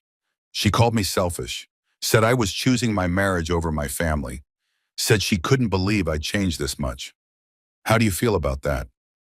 Angry, hurt, relieved, guilty, all of it at once. I sat down next to her. Emma, can I tell you something? Yeah. Sarah is never going to approve of you having boundaries with her. Neither is your mother, because your boundaries are inconvenient for them. They benefit from you being available, compliant, willing to sacrifice your own needs for theirs. I know that. Do you? Because you keep acting surprised when they push back. Like some part of you still thinks that if you just explain it right, they'll understand and respect your choices. I want them to understand. They understand perfectly. They just don't care. And you need to make peace with that. She was quiet for a long time. What if I can't, she finally said. What if I can't just let them be mad at me? What if I need them to not hate me? Then you need to decide what costs more, their approval or our marriage. Because right now, you can't have both. That's not fair. Maybe not, but it's true. We sat in the silence. Finally, Emma spoke. If I choose us, I lose them. Maybe. Or maybe they adjust. Maybe they realize they have to respect your boundaries if they want a relationship with you. People can change, Emma, but they have to want to, and they have to have a reason to. And if they don't want to, then you still have us. You still have whatever family we build together. You still have friends who respect you. You still have a life that isn't centered on managing everyone else's feelings. She leaned against me. I'm tired. I know. I'm tired of feeling guilty all the time. Tired of feeling like I'm failing someone no matter what I do. Then stop. Just stop. Give yourself permission to disappoint people. Give yourself permission to be selfish sometimes. Is it selfish to want my own life? No, but they've convinced you it is. That's how they keep control. She started crying again, and I held her, and I felt the weight of it. Not just her pain, but the years of accumulated damage. The patterns that had been built into her since childhood. The cost of being the good daughter, the reliable sister, the one who always fixed things. I don't know how to be different, she whispered.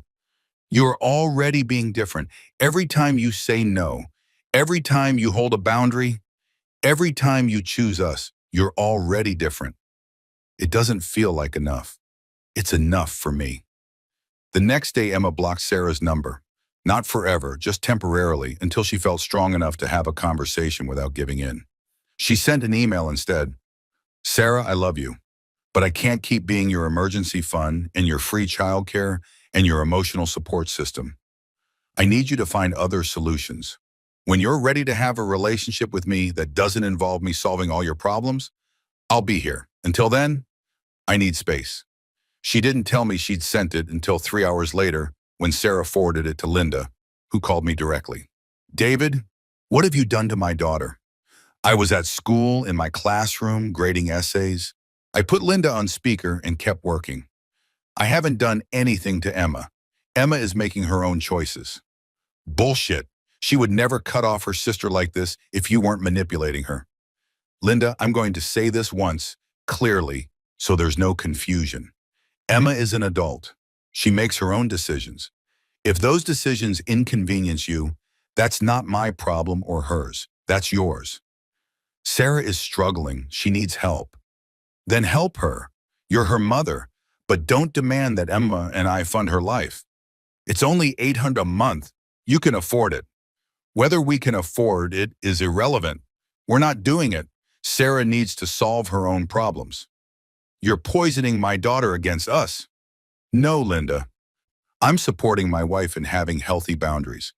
If that feels like poison to you, maybe you should examine why, she sputtered. Emma is going to regret this. When you leave her, and you will, she's going to come crawling back, and we might not forgive her.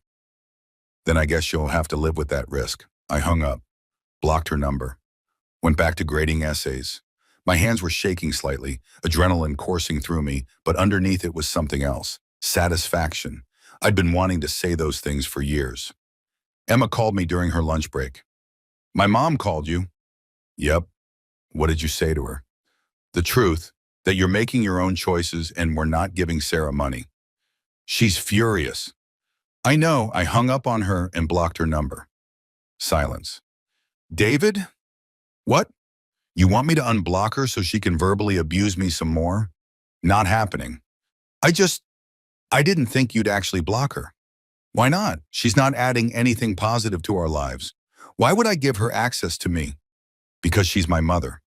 So, she's not my mother, and she's been disrespecting me for 5 years. I'm done. More silence, then. Can I be honest about something? Please. Part of me is relieved that you blocked her, that I don't have to be the one to do it. Then block her. You don't need my permission. I know, but I also don't know if I'm ready. That's okay. Take your time. But Emma, you need to know, I'm not going to keep having relationships with people who are actively hostile to our marriage. Your mom, Sarah, they can either adjust their behavior or they cannot have access to me. Those are the options. And if they never adjust, then they don't get access. And you have to decide if you can live with that. This feels like an ultimatum. It's a boundary, not an ultimatum. I'm not asking you to cut them off. I'm just telling you that I'm cutting them off from me, and you need to figure out how you want to navigate that. She was quiet for a long time. Okay, she finally said. Okay. We hung up. I finished grading, went home, found Emma in the new office, sitting in my reading chair, staring at the bookshelves I'd built. Hey, I said. This is a nice space, she said. I haven't really looked at it since you finished it. Thanks. I'm sorry I didn't notice. I'm sorry I've been so caught up in my family drama that I haven't been paying attention to what's happening in our actual life. It's okay. It's not, but I'm working on it. She stood up, walked over to me, and kissed me. Really kissed me, not the perfunctory pecks we'd been exchanging, but the kind of kiss that meant something. What was that for? I asked. For being patient with me, for not giving up, for building this space for yourself instead of just leaving. I thought about leaving. I know, I'm glad you didn't. Me too. We stood there in my office, surrounded by books and records and evidence of a life that was starting to feel like mine again. And I thought, maybe we'll make it. Maybe. 3 months into counseling, Dr. Chen asked us a different question. If you could have anything in your marriage, without worrying about whether it's realistic or possible, what would it be? Emma answered first. I'd want to feel like we're a team, like we're facing the world together instead of me constantly feeling pulled between David and everyone else. And what would that look like practically? Making decisions together, checking with each other before committing to things, putting us first, even when it's hard. Dr. Chen turned to me. David, I want to feel seen, not just as Emma's husband or as a resource for her family, but as a person. I want her to be curious about my life, my thoughts, my feelings. I want to matter. Do you feel like you don't matter now? I feel like I'm starting to matter again. But there's still this part of me that's waiting for the other shoe to drop, for her to slip back into old patterns. Emma, how does it feel to hear that David is still waiting for you to fail? Emma's eyes filled with tears. It hurts because I'm trying so hard. I've cut off my mom and my sister. I'm saying no to things I've never said no to before. I'm choosing us every day, and it feels like it's still not enough. David, is it enough? I thought about it carefully. It's more than I expected, and I appreciate it. But Emma, 3 months of change doesn't erase 5 years of patterns. Trust takes time to rebuild. How much time? I don't know, as long as it takes. Emma wiped her eyes. What if I mess up? What if I slip and say yes to something I should say no to? Does that mean I've failed? No, Dr. Chen interjected. Failure isn't about making mistakes. It's about not correcting them. David, do you agree? Yeah, I'm not expecting perfection. I'm just expecting effort and honesty. If you mess up, own it. Don't gaslight me or make excuses. Just say I messed up and do better next time. I can do that, Emma said. Then we'll be okay.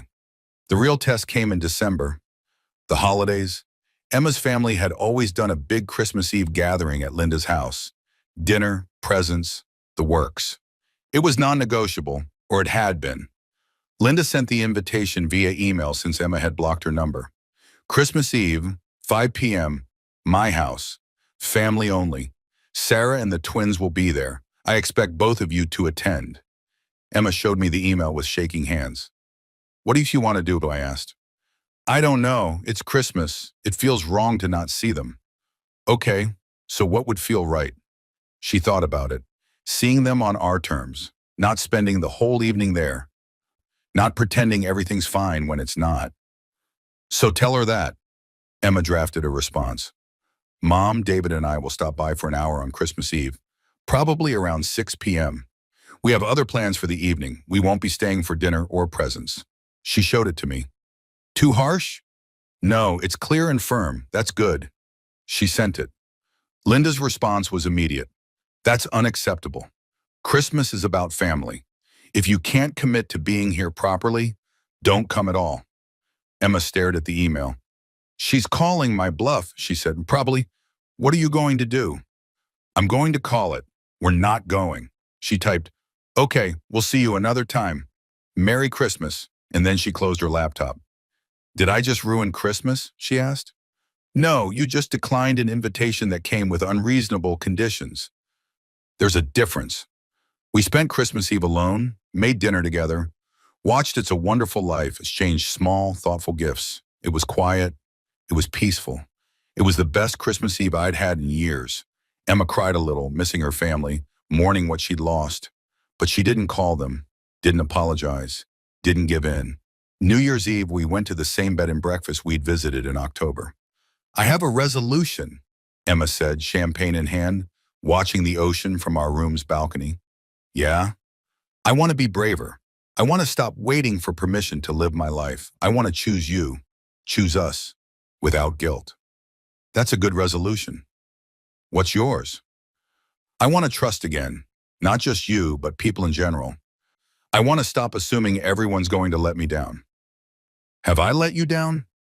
Not recently, not in the ways that matter. We clinked glasses. At midnight, we kissed, and I felt it. That thing I'd been waiting for. The certainty that we were going to make it. Not because everything was perfect, not because all our problems were solved, but because we were both trying, both choosing each other, both willing to do the hard work. 6 months after the trip that almost ended us, Emma got a text from Sarah. They'd been low contact since Emma had blocked her. Emma had unblocked her after 3 months, but kept firm boundaries about frequency and content of communication. Can we talk? I miss you. Emma showed me the text. What do you think? She asked. What do you want? I miss her too. She's my sister. But I don't want to go back to how things were. Then don't. Talk to her, but maintain your boundaries. If she starts asking for money or free babysitting, say no. If she tries to guilt you, end the conversation. And if she can't respect that, then you have your answer about what kind of relationship is possible. Emma called Sarah. I could hear only her side of the conversation, but I watched her face carefully. I miss you too. No, I can't, babies. No, that's not negotiable. Sarah, if you can't have a conversation with me without asking me for something, then this isn't going to work. I'm not being cold. I'm having boundaries. No, David isn't controlling me. This is my choice. I love you, but I need you to respect my marriage. Okay, yeah, we can do coffee next week. Just us. No twins. I'll text you. Love you too. She hung up and looked at me. How'd it go? I asked. Hard. She's still hurt. Still doesn't really understand why I pulled back, but she agreed to coffee. Baby steps. You okay?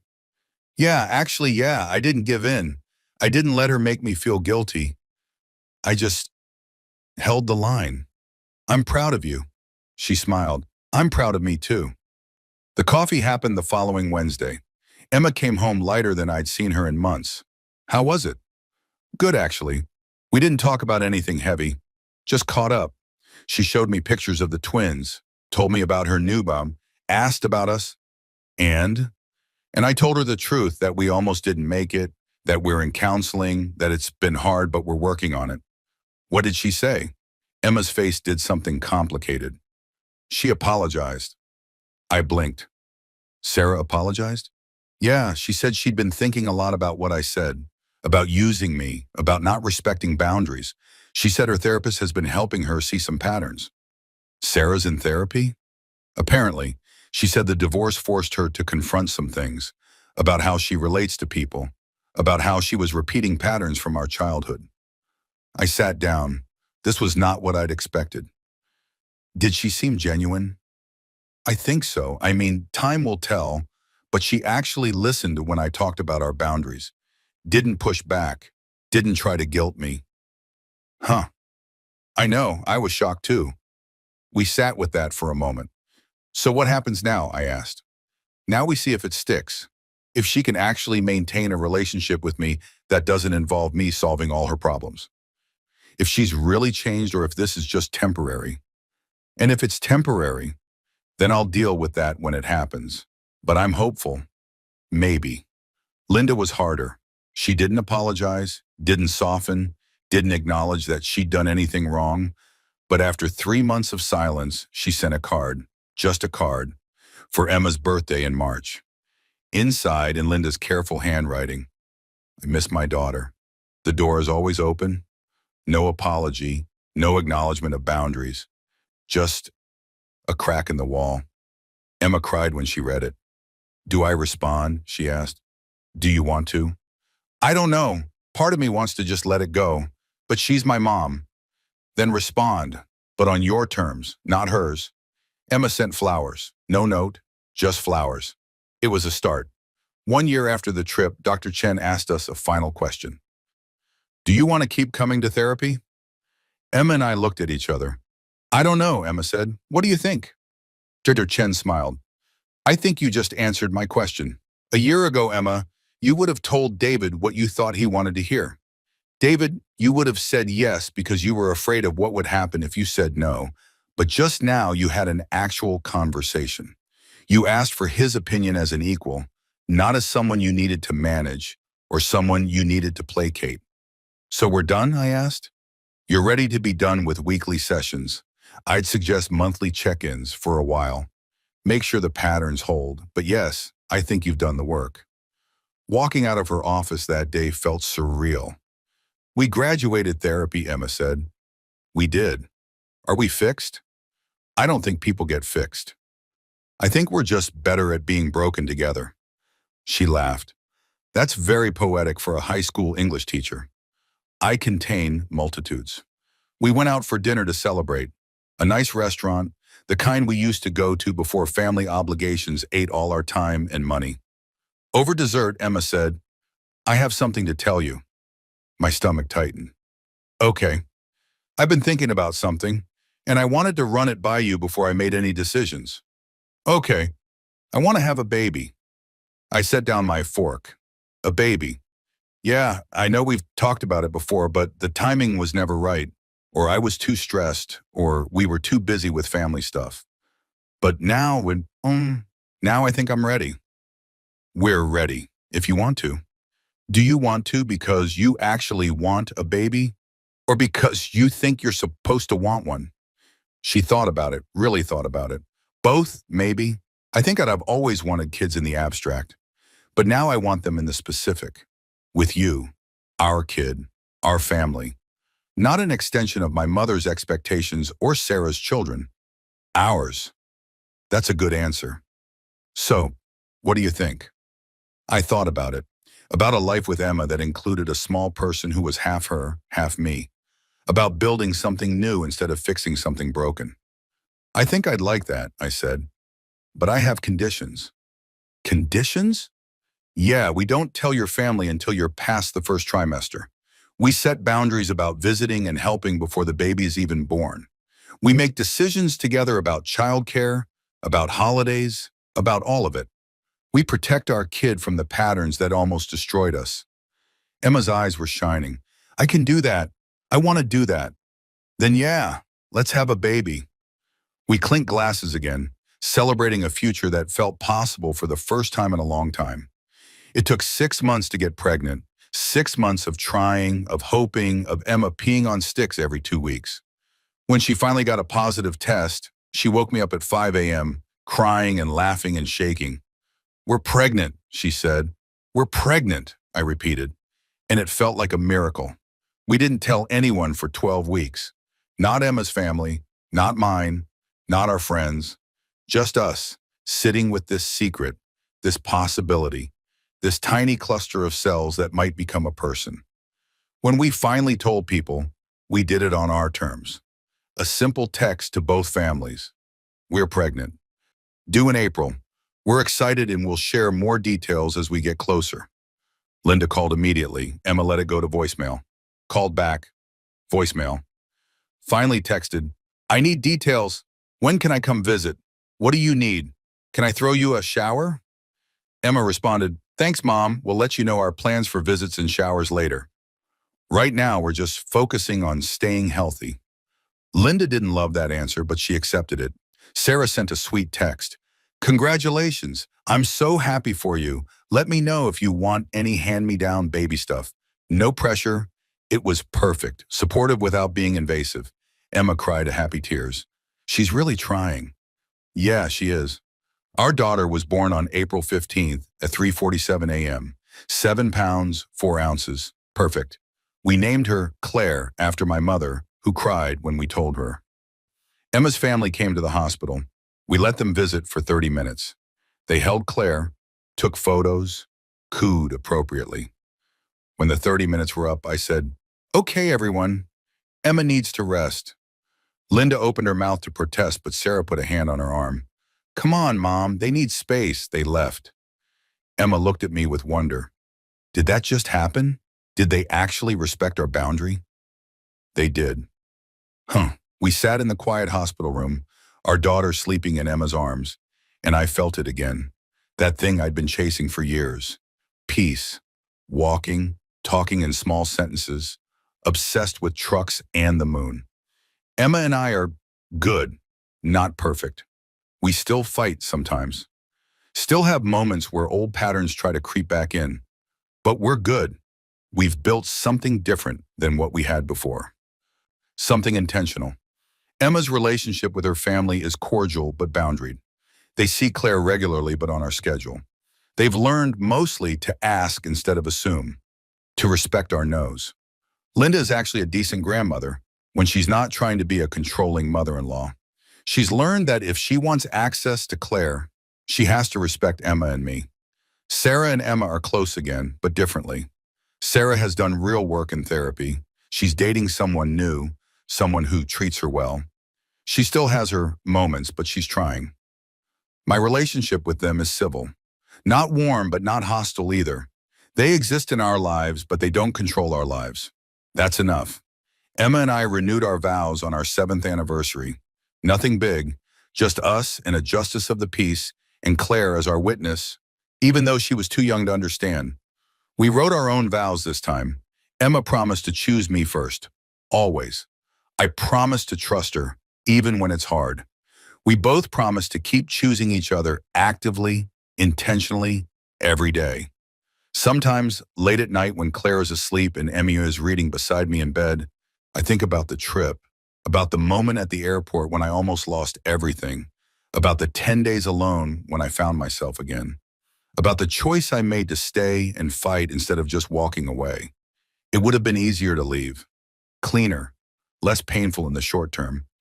But I wouldn't have this quiet life with a woman who sees me now, this daughter who has my eyes and Emma's stubborn chin, this sense of being home in my own life.